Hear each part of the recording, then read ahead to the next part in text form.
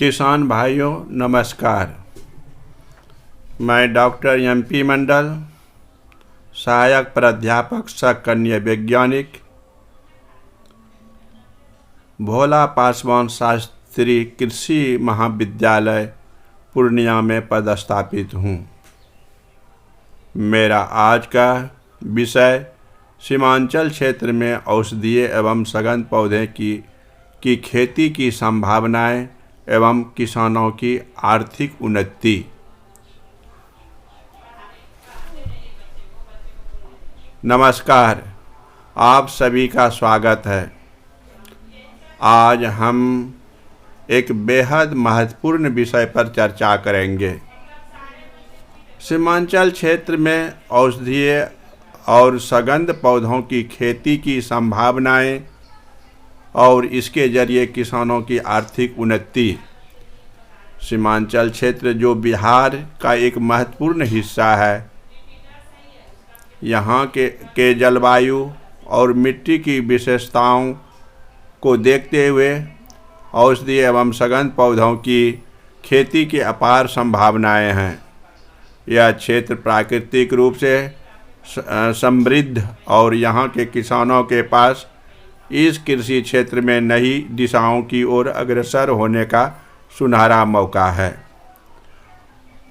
औषधीय पौधे वे पौधे होते हैं जिनका उपयोग चिकित्सा उपचार और औषधियों के निर्माण में किया जाता है, जैसे कि तुलसी, आंवला, अश्वगंधा, सर्पगंधा आदि।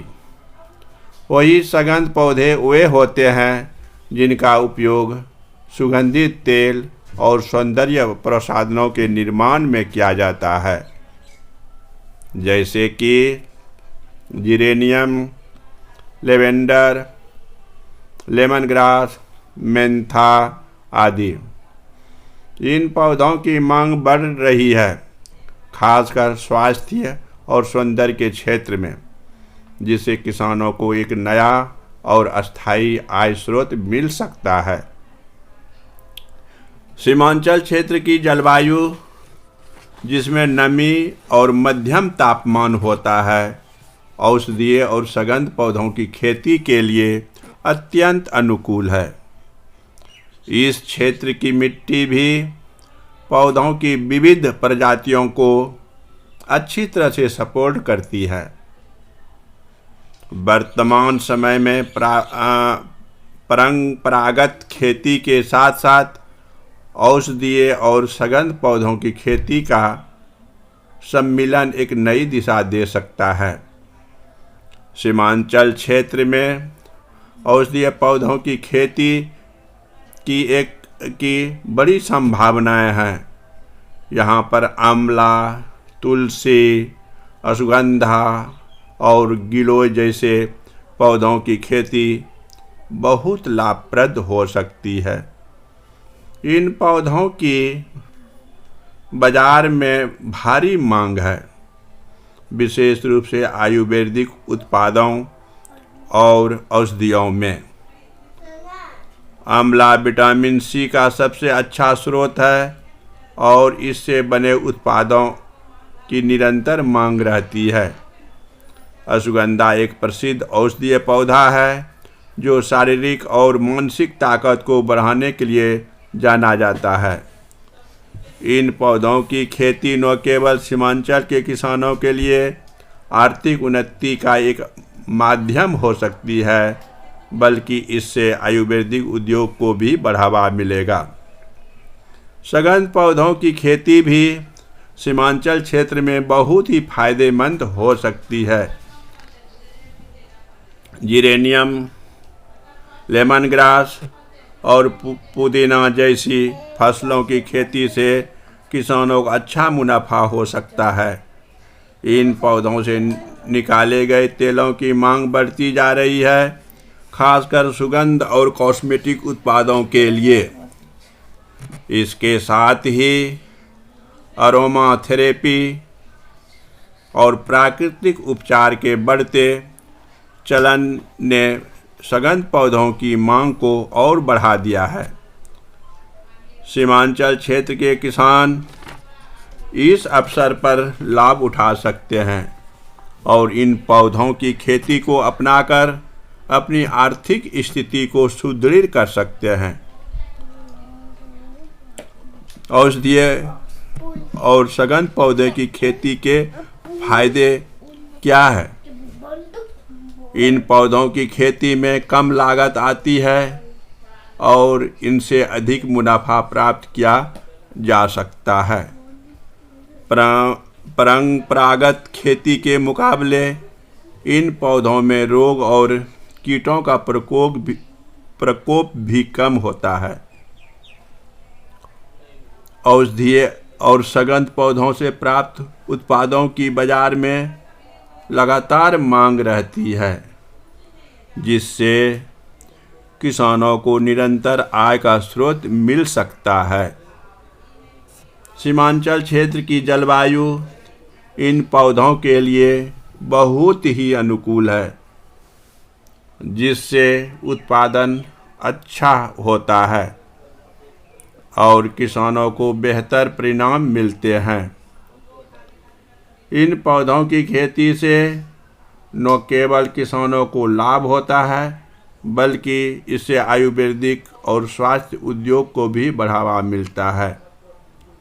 सीमांचल क्षेत्र में औषधीय और सघन पौधों को खेती को बढ़ावा देने के लिए सरकार और कृषि अनुसंधान संस्थानों का सहयोग भी महत्वपूर्ण है। किसान प्रशिक्षण कार्यक्रम, सरकारी सब्सिडी और फसल बीमा जैसी योजनाएं किसानों को इस क्षेत्र में प्रोत्साहित कर सकती है। कृषि विज्ञान केंद्रों और विश्वविद्यालयों को किसानों को तकनीकी और बाजार की जानकारी प्रदान करनी चाहिए ताकि वे बेहतर तरीके से खेती कर सकें। औषधीय और सघन पौधों से उत्पादित तेल, पाउडर और औषधियों की मांग न केवल भारत में बल्कि अंतर्राष्ट्रीय बाजार में भी बढ़ रही है। आयुर्वेदिक और हर्बल उत्पादों की मांग वैश्विक स्तर पर तेजी से बढ़ रही है। अगर सीमांचल क्षेत्र के किसान इन फसलों की खेती को बड़े पैमाने पर अपनाते हैं तो वे निर्यात के माध्यम से भी अच्छा मुनाफा कमा सकते हैं। निर्यात बाजार में इन उत्पादों की कीमतें काफ़ी अच्छी होती है, जिससे किसानों को अधिक लाभ प्राप्त हो सकता है। औषधीय और सघन पौधों की खेती में सफलता के लिए किसानों को तकनीकी जानकारी और प्रशिक्षण की आवश्यकता होगी।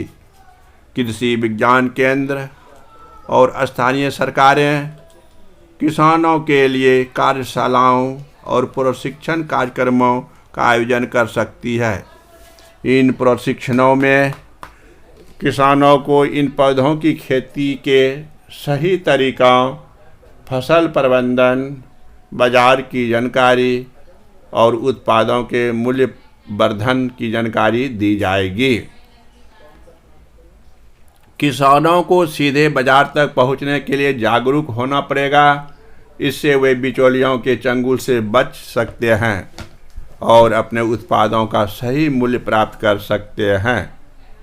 इसके लिए किसान समूह या सहकारी समितियों का गठन किया जा सकता है, जिससे किसानों को बाजार में सीधे प्रवेश करने का मौका मिलेगा। औषधीय और सघन पौधों की खेती में कुछ चुनौतियां भी है, जैसे बाजार की जानकारी की कमी, तकनीकी सहायता की आवश्यकता और सरकारी नीतियों का सही तरह से लागू न हो पाना। इन चुनौतियों का सामना करने के लिए सरकार और किसानों को मिलकर काम करना होगा। किसानों को नई तकनीकों और बाजार की जानकारी से अवगत कराने के लिए प्रशिक्षण कार्यक्रमों का आयोजन आवश्यक है। सहकारी समितियों का गठन किसानों को संगठित करने के लिए सहकारी समितियों का गठन किया जाना चाहिए, जिससे वे बिचौलियों से बच सके और सीधे बाजार तक पहुंच सके। सीमांचल क्षेत्र में औषधीय और सघन पौधों की खेती की अपार संभावनाएं हैं।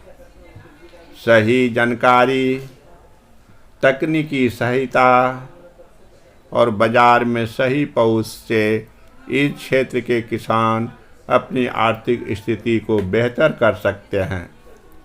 औषधीय और सुगंध पौधों की बढ़ती मांग के चलते यह खेती सीमांचल के किसानों के लिए एक सुनहरा अवसर है।